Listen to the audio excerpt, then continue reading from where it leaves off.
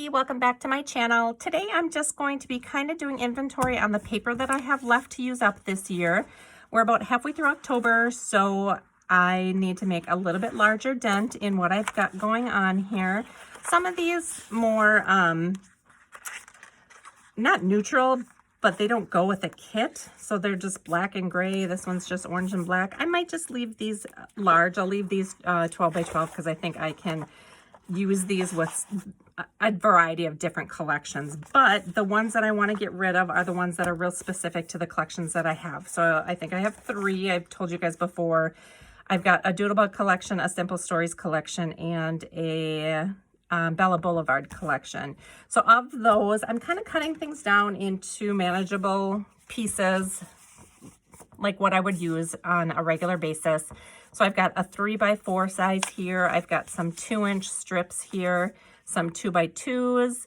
I've also cut out some 2-inch circles and some scallops that I plan on making embellishments with. So I kind of have that over to the side here. And then after the Halloween season is done, pack away what I've got, do an inventory, and make a list of what I want to look for next year. So if you guys just want to craft along with me, I'm just going to be cutting up this paper and then creating some embellishments. So here we go.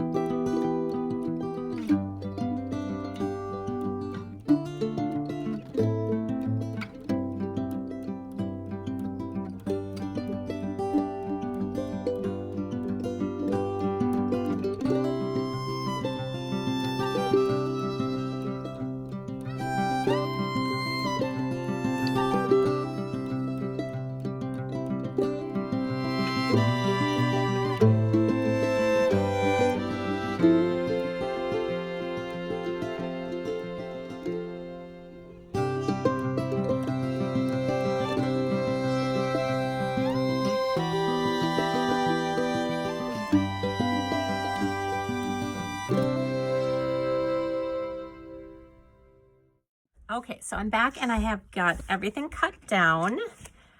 I've got my 2-inch circles, my scallop circles. These are some scraps right here, here, and here. So this is, I gotta find something to do with these, but I have my 4x6 cards here. I have, I think 1 or 2 4x4 cards. I've got some 3x4 cards, 3x3 cards, and 2x2 cards. So this is what is left of all of the Halloween paper. And then I do have some 12x12 sheets that I didn't cut down. I'll just grab those. So these are the ones that I showed you. I think one is an authentic. Yeah, this one is authentic. Paper Studio, and me and my big ideas. So I'm going to keep these as 12x12s. I think they'll make good neutral background pages. And next I'm going to go and I'm going to sew some of these together and make some little embellishment circles with these. So I'll do that and I'll be right back. Okay, I am back from the sewing machine. I did a very messy tangled kind of stitch on there, and I actually really like it. It's not gonna focus. So that is, I did them double-sided just because they went through the sewing machine quite a bit better like that. So I really love how these turned out. I love loose strings. I love that look. I went around some of them, you know, a couple times in a circle. Some close to the edge, some in the middle. So this is going to be like the base, or maybe even like the middle part of a rosette. I can easily make those. So here's 2 spiderweb ones. Then I went with all the extra scraps, and I absolutely love how these turned out. I kind of got this idea and the circle idea from Craftpurge. I'll link her video below where she just made up some Halloween embellishments, and she had sewn some things together. So I'll link her video below. But I really like how these turned out, and I think they have a ton of potential for layering on projects. I can add stickers to them. They would be great for bag toppers. And like I said, I'm going to leave all the strings hanging down just because I really like that look. I'm not going to trim them off. If the recipient doesn't like that, then they can trim them off. But yeah, I just did real messy stitches. I just sat by my sewing machine and kind of placed them together, layered them how I thought they looked good. I did have a scissors there. I ended up cutting a few of them. Maybe if I wanted a flag on one and it didn't have a flag, or I wanted a straight edge. So I just cut a couple of them while I was sitting there. But I ended up with quite a few of them. And used up almost all of the scraps. So this one's just a little flag. So I'm really happy with what I am accomplishing here. I think I am doing a great job of using up what I have. So I do have these little mini circles, or these mini scalloped circles left, and I'll end up probably just using these for layering also. But just for example, here I have a crepe paper rosette that I layered one of the cupcake liners that I made on top of it. And that just fits perfectly in there. You know, and then you can even finish it off with something like that. A sticker, you could start adding dimension. I've got these chipboard stickers. I mean, just look how neat that looks, just layered on top of each other. So I'm probably going to work on putting some things together here and showing you guys what I come up with. Nothing fancy. I'm probably not going to do all of them. I'll probably just save some of these, but some I'll put together and I'll show you guys what I come up with.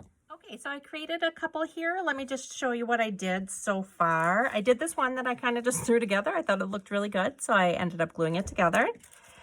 I did this one using a mummy sticker, some little spider stickers, a little lamppost sticker, This one I just layered on the word Halloween. I put a little punch out behind there, some word stickers, a little tab.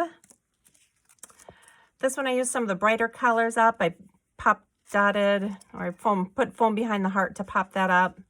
Used the trick or treat on there. This one I just decorated one of the embellishments, and just put the bat on there and the boo tab. Here's another one that I did. I used the Dracula and I put the little bite me on there. It's a little mummy one that I did.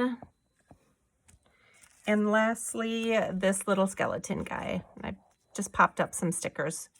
So I am making a great start on these. Like I said, I'm probably not going to do all of them, but I'll probably do a couple more. And, oops, sorry. Hit the camera. And I think that I made some great strides with this collection. Or with my collections. I'm so happy about how they turned out. So thank you guys for watching, and I'll see you in my next video. Bye.